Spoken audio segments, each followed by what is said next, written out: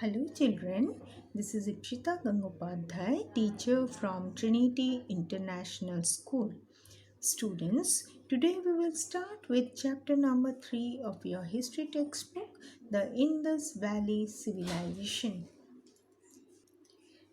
In this chapter, we will know about the source from where we found out that Indus civilization existed. We will see the sites where the Indus Valley was there. Then we will learn about the society, and that is the people during the Indus civilization. Then about the people wearing different types of dresses. Then their entertainment things. Then we will know about their occupations and about the people's art and craft, then about their urbanization. These things we will learn. Also we will learn that what were the different achievements, that means what we have today also we are using that things, so they are the achievements of Indus Valley civilization, as well as we will see what are the reason for its decline. So the study of Indus Valley civilization started when Charles Mason, an explorer, came to India, and he discovered some mysterious brick mounds. So जो Indus valley civilisation है इसका study कभी start हुआ था जब Charles mason एक traveller थे और एक्सप्लोरर थे, वो इंडिया में आए थे। आपको इंडिया का मैप देखिए, ये तब उस ज़माने में पाकिस्तान इंडिया सब कुछ एक साथ था, हिंदुस्तान था वो ज़माने में। So Pakistan was in India itself different, the Pakistan and India were same. Okay, तो पाकिस्तान इंडिया दोनों एक ही कंट्री में आते थे, वो अलग नहीं थे। तो उस ज़माने में चार्ल्स मेसन एक एक्सप्लोरर आए हुए थे पंजाब में। तो पंजाब देखिए यहाँ पे, Punjab which is half in Pakistan and half in India now. अभी वो हाफ पंजाब में है और हाफ इंडिया में है, लेकिन उस ज़माने में पंजाब, पूरे पंजाब इंडिया को ही हिंदुस्तान में ही था। सो उस ज़माने में आए हुए थे, तो उनको एक पिक्यूलियर टाइप का ब्रिक मिला था, मिस्टीरियस ब्रिक। तो ब्रिक मतलब क्या, ईटा। तो ईटा उसको मिले हुए थे, तो वो ईंटे को देख के उन्होंने सोचा कि अरे ये जो ब्रिक है, ये आज के ज़माने में जो हम ब्रिक यूज़ करते हैं वैसा तो नहीं है, ये कुछ और अलग तरीके का ब्रिक है। और उसी समय क्या हो रहा था, उसी समय बहुत सारे हम इंजीनियर्स जो थे वो रेलवे ट्रैक का काम कर रहे थे, रेलवे लाइन बिछाने का काम कर रहे थे। कहाँ से? From Karachi and Lahore. तो ये सब जगह पे वो रेलवे ट्रैक का काम कर रहे थे। तब उन्होंने भी इस तरह के ब्रिक्स को जब वो खुदाई का काम कर रहे थे, तो उनको भी इस तरह के ब्रिक्स मिले थे। तो जब ये ट्रैवलर आए चार्ल्स मेसन, तो उन्होंने वो इंजीनियर से भी पूछा कि आपको भी कैसे तरह के ब्रिक्स मिले हुए हैं? तो उन्होंने कहा हाँ मिले तो हैं। तो तब उन्होंने क्या किया, वो सोचे कि नहीं, ये ब्रिक्स तो कुछ और ही कहता है। इसीलिए उन्होंने क्या किया, उन्होंने जो खुदाई का काम वो ज़ोरों शोरों से करने लगी। तो जैसे ही उन्होंने खुदाई का काम शुरू किया, so it was in 1921 that archaeologist Daya Ram Sane understood the importance of site. तो इंजीनियर्स ने फिर किसको बुलाया, आर्कियोलॉजिस्ट को। आर्कियोलॉजिस्ट मीन्स हिस्टोरियंस को, जो कि खुदाई करके देखते हैं, तो उनको बुलाया उन्होंने। तो जैसे ही हिस्टोरियंस आए, तो उन्होंने वो जगह में खुदाई करना शुरू कर दिया। तो as they started the excavation, they found Harappa, Mohenjodaro, Harappa. तो उनको क्या, उन्होंने जब खुदाई किया तो ज़मीन के नीचे उन्हें बहुत बड़ा एक सिविलाइजेशन का एक स्टोरी, सिविलाइजेशन का एक बड़ा सा प्रूफ मिला। ठीक है, तो हड़प्पा जो था, हड़प्पा एक सिविलाइजेशन था, बहुत पुराने सिविलाइजेशन था जो कि हमारी ज़मीन के अंदर दबा हुआ था। तो दयाराम सानी ने, जो हिस्टोरियन थे, उन्होंने खुदाई करके इस हड़प्पा को उन्होंने खुदाई करके बाहर निकाला था। उसी तरह से वही जगह पे मोहनजोदड़ो, आप देख पा रहे हैं, ये देखिए मोहनजोदड़ो और ये देखिए हड़प्पा। तो यहाँ पे खुदाई करके उनको ज़मीन के नीचे से ये जो हड़प्पा सिविलाइजेशन का प्रूफ मिला था। फिर मोहनजोदड़ो, ये देखिए, तो मोहनजोदड़ो वाज एक्सकावेटेड। तो और एक हिस्टोरियन थे जिनका नाम था राखाल दास बैनर्जी। उन्होंने 1922 में, मतलब विद इन 1 ईयर, उन्होंने भी यहाँ पे इस जगह में खुदाई किया और उनको भी और एक सिविलाइजेशन का मालूम पड़ा। Similar cities were unearthed from other location और इंदस वैली। सो आप जब जो उन्होंने जब इसकी स्टडी की तो उन्होंने देखा कि जो हड़प्पा, जो मोहनजोदड़ो, ये दोनों जो शहर, ये दोनों जो सिविलाइजेशन थे, ये इंदस रिवर के आसपास के सिविलाइजेशन थे। जो इंदस रिवर थे उसके पास वाले जगह की सिविलाइजेशन थे। सो उनको पहले ये बिलीव नहीं हुआ था कि यहाँ पे भी एक सिविलाइजेशन हो सकता है। So uncovered the remains of Indus valley civilisation. तो उन्होंने ये पूरे जगह का खुदाई किया और उसके बाद उन्हें दिखाई दिया कि यहाँ भी एक सिविलाइजेशन हुआ करता था। तो उससे पहले वो बिलीव करते थे कि इंडिया का हिस्ट्री आर्यंस से स्टार्ट हुआ था, लेकिन after the discovery of Mohenjodaro and Harappa they started assuming that the India preceded the Aryans, means history of India Aryan से पहले भी था। तो पहले वो सोचते थे, पहले जब हिस्टोरियंस ने कोई बुक लिखे थे तो उसमें उन्होंने लिखा था कि आर्यंस ने ही पहले इंडिया को डिस्कवर किया था। लेकिन उसके बाद ये दोनों प्रूफ के बाद, हड़प्पा और मोहनजोदड़ो के प्रूफ के बाद, उनको मालूम पड़ा कि इंडिया में भी एक सिविलाइजेशन पहले से ही था। तो जैसे ही उनको ये सिविलाइजेशन के बारे में मालूम पड़ने लगा तो वो फिर डिटेल में इसकी स्टडी करने लगे। The sources which help us to understand the Indus civilisation are the archaeological and structural remains, artifacts and materials remains such as grains, husk, cloth, amulets, etc. also serve as important sources. Though seals and written scripts have been unearthed, experts have not been able to decipher the script. Some seals with writing of Mesopotamian civilization also form an important source. So जब उन्होंने वहाँ का खुदाई किया, excavation किया, तो उनको बहुत सारी चीज़ें ऐसे मिले जिससे कि पता चला उनको कि हाँ, यहाँ भी एक कोई लोग यहाँ रहते थे। लेकिन उनको बहुत सारे चीज़ें मिले थे, लेकिन वो उसमें से कुछ जो लिखा हुआ था बहुत सारे स्टोन वगैरह में, वो सब वो ठीक से पढ़ नहीं पाए, क्योंकि वो स्क्रिप्ट जो था वो अलग ही टाइप के स्क्रिप्ट थे और बहुत सारे स्क्रिप्ट ठीक से दिखाई भी नहीं दे रहा था, इसीलिए वो ठीक तरह से वो स्क्रिप्ट्स को पढ़ नहीं पाए। Then about the site where they found this type of civilization, one I have already told you, Mohenjo-daro, which means the Mount of Dead, was one of the biggest city of the civilization. It is located in the banks of river Indus in the Larkana district of Sindh.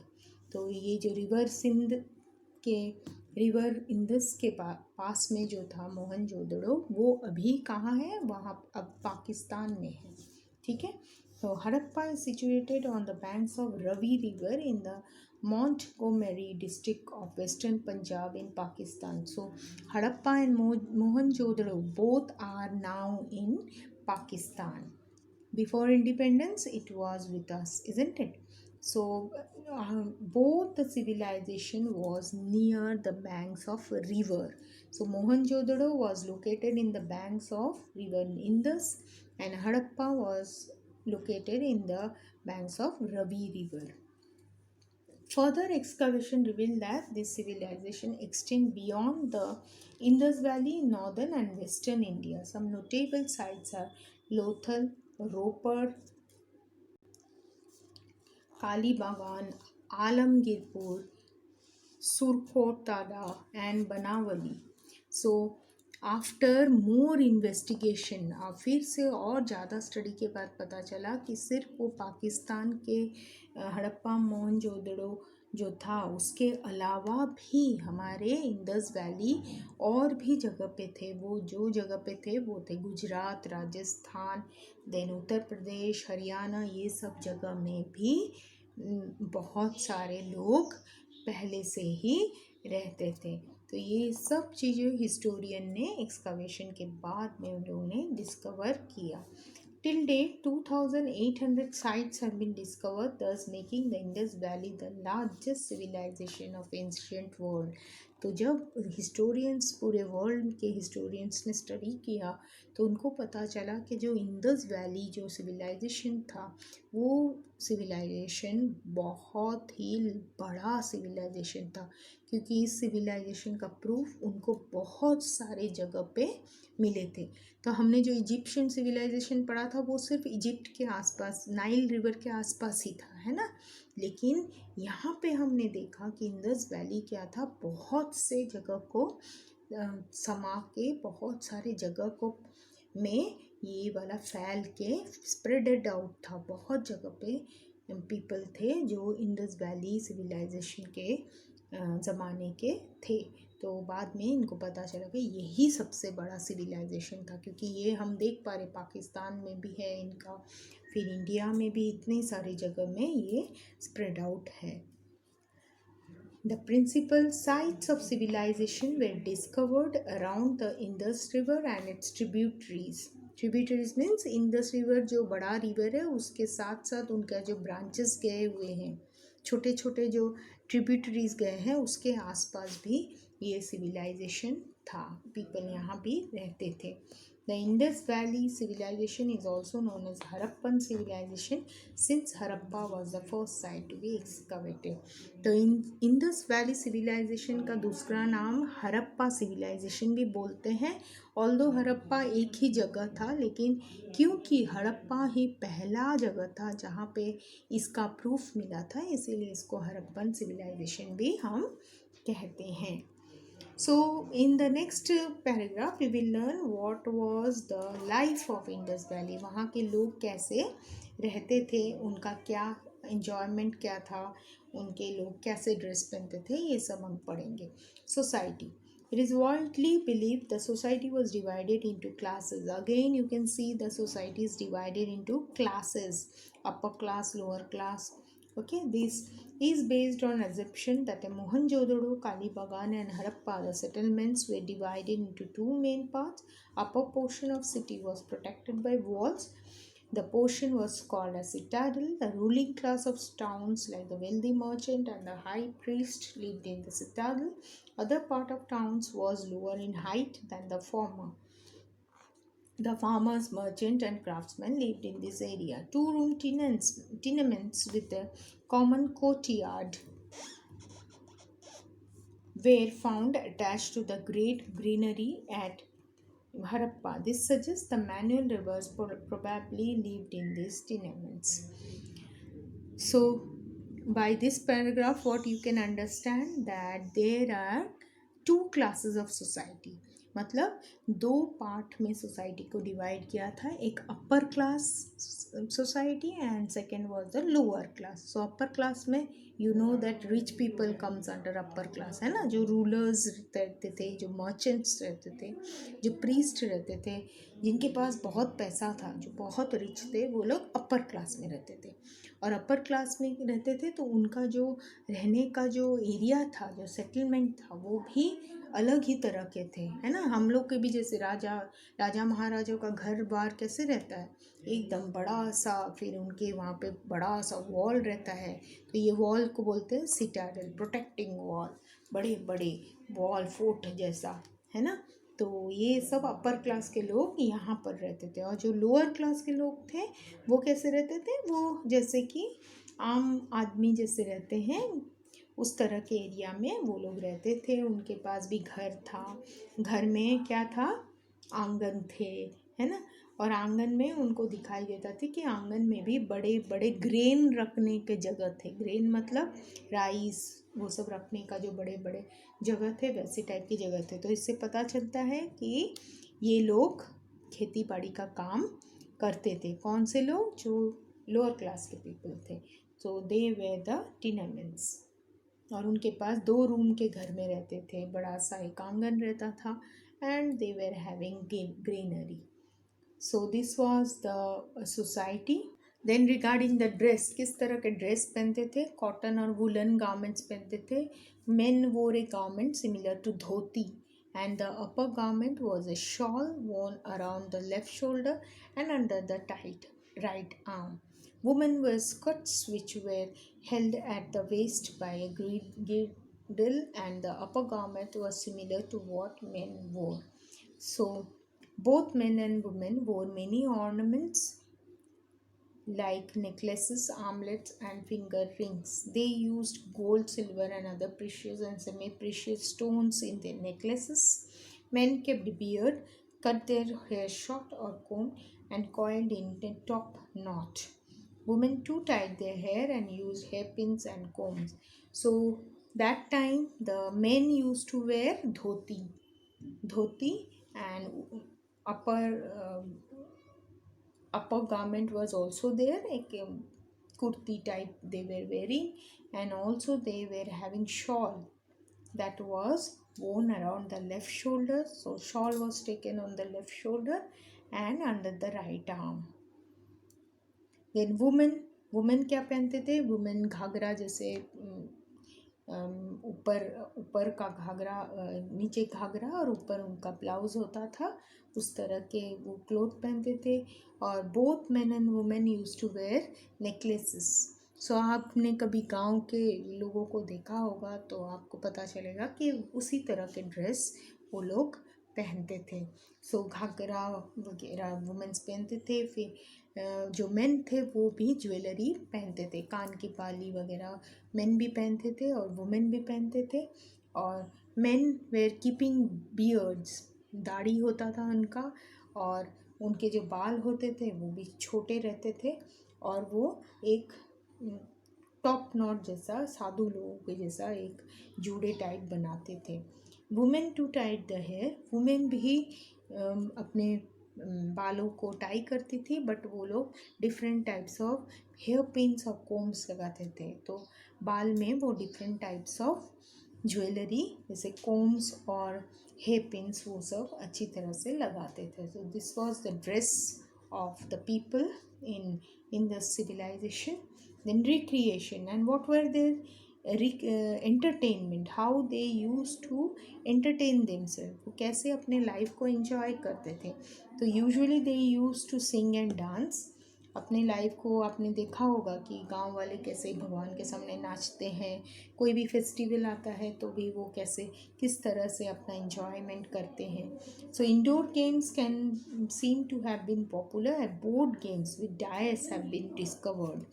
तो उनको एक शतरंज बोलते हैं ना, शतरंज वैसे type का गेम उनको मिला है हिस्टोरियंस को। तो इससे पता चलता है कि वो शतरंज में बहुत ही ज़्यादा दिलचस्पी रखते थे।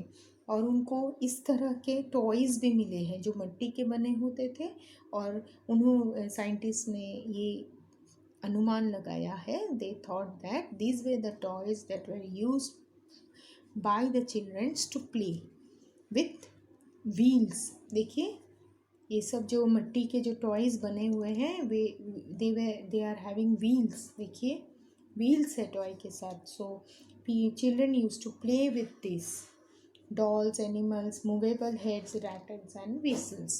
So people used to make this type of clay toys. सो इस तरह के टॉयज से बच्चे अपने आप में खेलते थे और एंजॉय करते थे, और जो बड़े होते थे वो क्या करते थे, डांस और गाना ये सब और फिर इंडोर गेम्स खेल कर अपने आप को खुश रखते थे।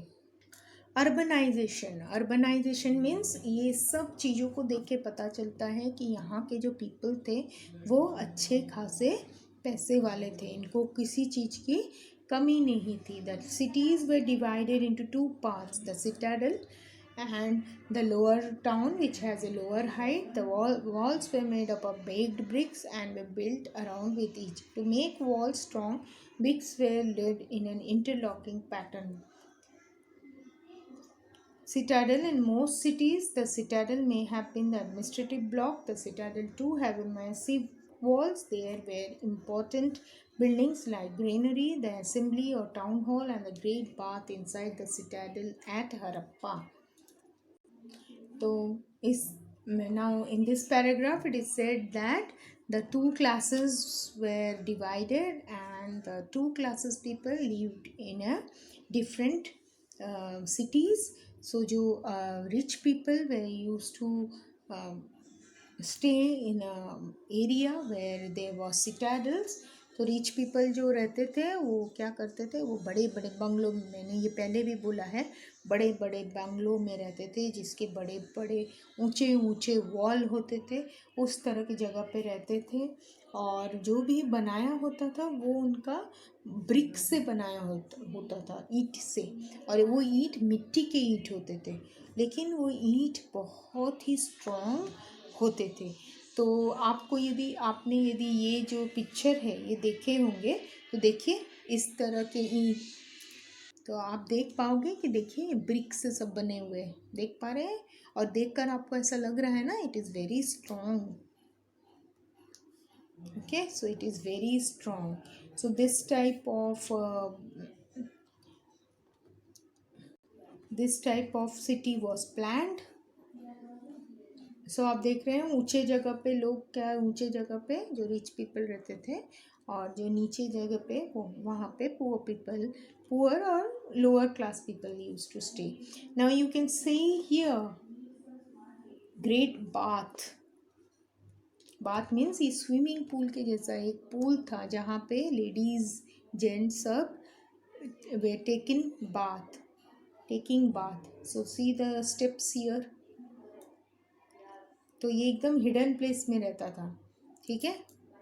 सो granaries was also built at Harappa. Granary means where the grains are kept, where the grains are stored. So it was nearing the river bank. Usually granaries were near to river bank because the farms were near to river banks. That is why granaries was also near the river bank. Near these granaries, cracked grains have been found on threshing floors, indicating Harappas grew wheat and barley. So usually wheat and barley were grown in Harappa. Now similarly, town hall or assembly hall was seen in Mohenjo-daro. Floors are striped and they slope from south to north. Each stripe of flooring had a row of bricks and was set on edge along with both sides. The Great Bath of Mohenjo-daro was a very important building.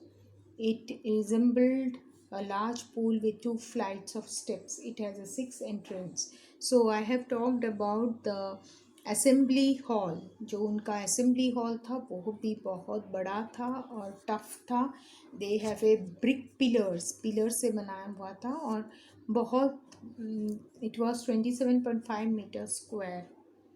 Okay, so it was also there. And I have talked about the great bath where people used to take bath. Then burnt bricks were used in construction of great bath. It was made watertight. So great bath जो swimming pool के जगह जैसे जो उनका bath था, great bath, उसमें ऐसे BRICS लगाए गए थे जिससे कि कोई भी पानी लीक ना हो. So water tight by applying bitumen. देखिए उस ज़माने में भी उनको आइडिया था कि वाटर का सीपेज होना बहुत ही कॉमन बात है, कॉमन चीज़ है जो कि हमारे स्विमिंग पूल से हो सकता है। तो उन्होंने स्विमिंग पूल में जो भी ब्रिक यूज़ किए थे उसमें उन्होंने क्या किया, देखिए, बिटुमेन अप्लाई किया था। Bath was filled from adjacent well with fresh water, और बाथ में क्या करते थे, जो स्विमिंग पूल था उनमें वो रोज़ फ्रेश वाटर भरते थे, और उन्होंने एक ड्रेनेज का एक सिस्टम भी रखा था जिससे जो भी वाटर यूज्ड वाटर थे वो निकल जाता था।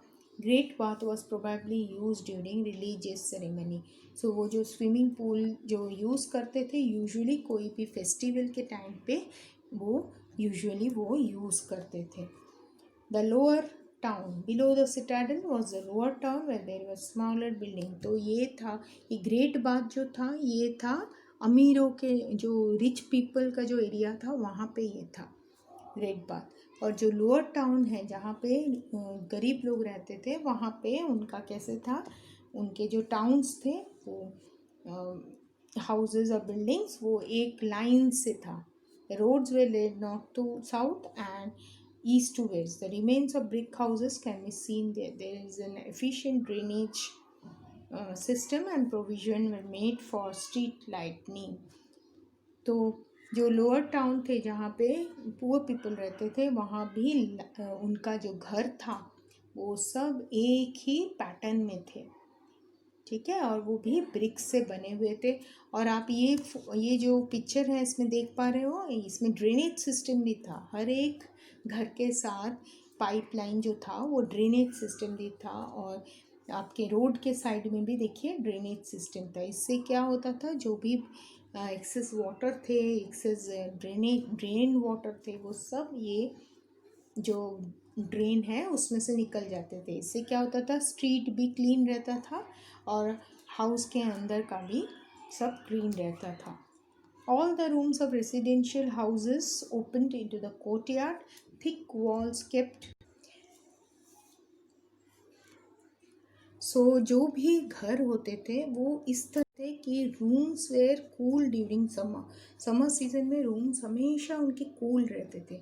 और विंडोज़ जो थे, विंडोज़ घर में जो ओपन एयर आने के लिए जो विंडोज़ थे वो हमेशा मेन स्ट्रीट के अपोजिट साइड खुलता था, क्योंकि मेन स्ट्रीट में क्या होता था, लोग जाते आते थे इसीलिए डस्ट आने का चांसेस रहता था। इसलिए उनके जो घर के जो खिड़कियाँ होती थी वो पीछे की तरफ होती थी ताकि उनका घर नीट एंड क्लीन रहे।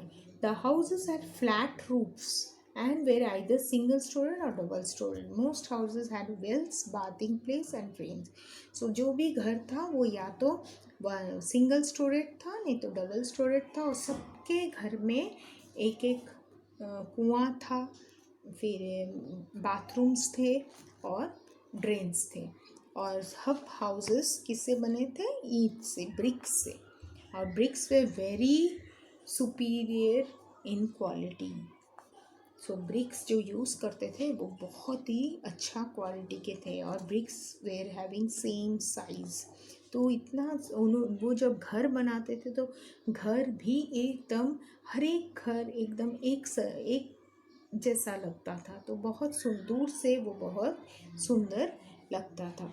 और ड्रेनेज जो सिस्टम है वो तो आपने पढ़ा ही है कि ड्रेन्स जो थे वो एकदम सिस्टमैटिक थे, है ना, ये बहुत सिस्टमैटिक थे, so that no flood water nothing is should be there, so everything was neat and clean. So this was how the people were staying in that area. Now about the occupation, what were the different occupation, क्या काम करते थे, एक तो वो agriculture करते थे, then business, trading, commerce, everything was going on. Then they were doing craft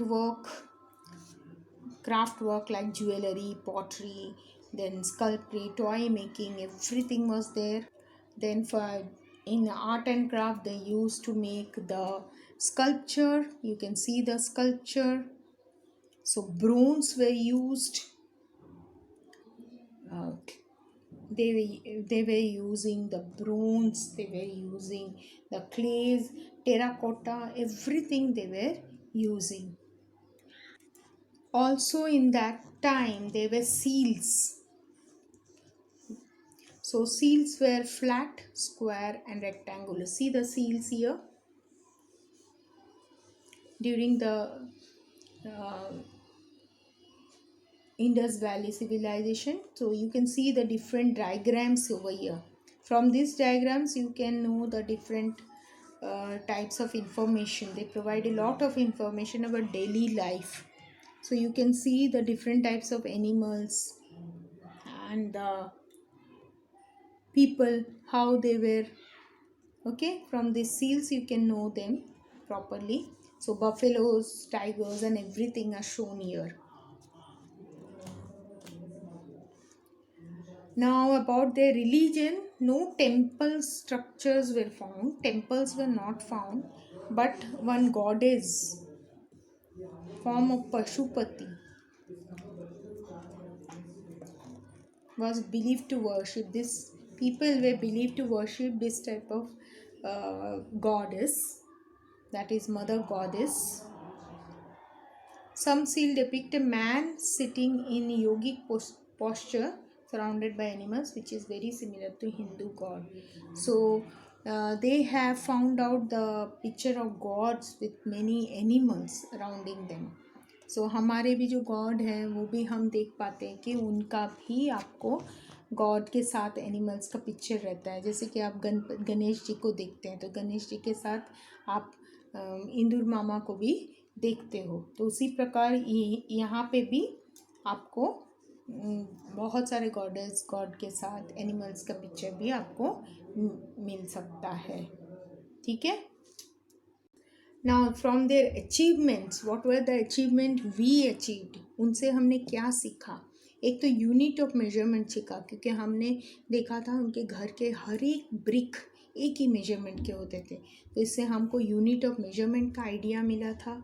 फिर टाउन प्लानिंग का हमको आइडिया मिला था, क्योंकि हम लोग ने उसमें देखा था कि ड्रेनेज सिस्टम का बहुत अच्छा एक आइडिया उन्होंने प्लान्ड वे में किया था. फिर उन्होंने जो ग्रेट बाथ में जो ब्रिक्स यूज़ किए थे उसमें क्या था, anti seeping, that is seepage नहीं होता था, है ना, पानी बाहर नहीं आने के लिए उन्होंने स्पेशल टाइप का ब्रिक्स उन्होंने यूज़ किया था. तो ये सब चीज़ें भी हमको कुछ सीखने को मिला था हमको. Then we have also learned about the trade procedures from them. Then we have learned about the script.